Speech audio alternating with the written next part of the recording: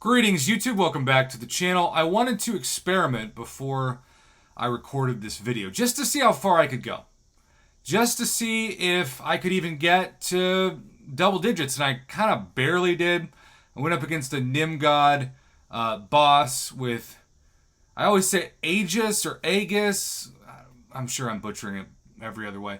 But, you know, 3 intercepts essentially. I had Hercules. I got 2 in. This is how it always works with me. I get 2 intercepts in. I'm feeling good. And then I take a risk. I don't get the 3rd in. I go all the way down to 0 health, which means my Heimdall synergy kicks in. And then suddenly, I am going up against the clock. And I was able to get Nim God down to like 30%. And then that was it. And I thought, okay, this is good data. For the record, I took in to start based solely off of the advice of my friends. Odin and Galen. Used Galen first, activated his special pre-fight ability, and then won the fight, then activated it for Hercules, who then, after winning that fight, I activated all three of Odin's pre-fights, switched out Galen for Heimdall, and then in the next room, I switched out Odin for Vegan Thor, who I think might be my next champ to rank up because of this synergy. Because when you put Heimdall and Vegan Thor together, he'll be more like Carnivore Thor when I take him to at least rank 3. Right now he's rank 1, so he's Vegan Thor on my roster. But you can dash back, hold block, and get the same percent, I think it's about 10%, that you would get automatically from the Nick Fury Deadpool X-Force Restoration Kit synergy. But on top of that, it's really better because you get the Heimdall synergy plus the Thor Ragnarok bonus synergy. And so really it is just a Hercules super team. Now, of course, there are more than one way to approach anything. So you can use, I've seen a lot of people use Aegon and Heimdall, believe it or not, with Hercules. I've seen a lot of people do Archangel. Part of me feels like when I'm not a legend, I'm like the common man or common woman, common summoner in this game. And look, maybe it just seems like it's this way. But when I win in Battlegrounds, and I'd lost 3 in a row for the first time ever, and then I won 2 of my last 3 today, thankfully, and even my one loss, which shout out to this guy for beating me. Big Smooth, what a cool name. He's a legend.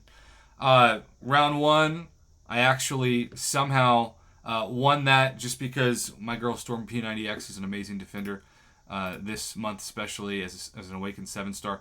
But Dragon Man is one of my kryptonites. Barely took down 50% of his health before I ran out of time with Domino. And then we had a combination of him melting my Weapon X. Every once in a while, I'll put out Weapon X and he'll do something, but Weapon X has not been a good defender for me lately. And if you've got Lady Deathstrike, you might as well just take Weapon X out of your rotation against him. And then Kindred, y'all. Kindred sucks to fight in Battlegrounds. So bad. And yet that was my loss. And then round 3, I just didn't have a defender left. He did OG Hulk versus Galen, and I obviously lost that. Still put up 40,000 points against his Cosmic Ghost Rider, but again, lost fair and square. I'm saying this to say that I don't know if I want the Legend title, because I like beating people who are legends in Battlegrounds. I feel like it's like David versus Goliath, and even though that's not true a lot of times, because I have obviously a Goliath YouTube channel worth of revenue to pour into the game, I just like that a non-legend beats a legend. And so I don't have the most motivation, and by the way, I gotta claim these. It's been a long time since I claimed these, that's embarrassing. I don't have the most motivation to get the Legends title, but with that being said, it's never been easier. Getting a Legends title has never been easier. And so, this is the part of the store that I didn't cover before that I wanted to cover in this video that will help you. Now that I've set up why I probably don't want a Legends title, it doesn't mean that I don't want people who want it to succeed. So right now you can see, when you get now the details, that you just have to use a little bit of both. So I am going to, I'm going to start with the Revives. You can get 2 out of 2. And this I haven't had any of. But the level 3s, I guess I don't have any of those too. See, look at that. Level 3s didn't have. Maybe it was the level 2s I was thinking of. No. Alright. I guess it was just the level 1s. Anyhow, I didn't have any of those. So I actually don't have them go into the overflow. And I don't have these potions. I guess, yeah, you know what? I'll do all of them. Just why not? Basically, my whole purpose of this is to remember that these also reset in 2 days and 16 hours, allegedly. We haven't seen that yet. So, max out your side quest currency. I still have 25,000 and 30,000. But more than anything, you're just stocking up on revives for a Legends run for free. And that's amazing.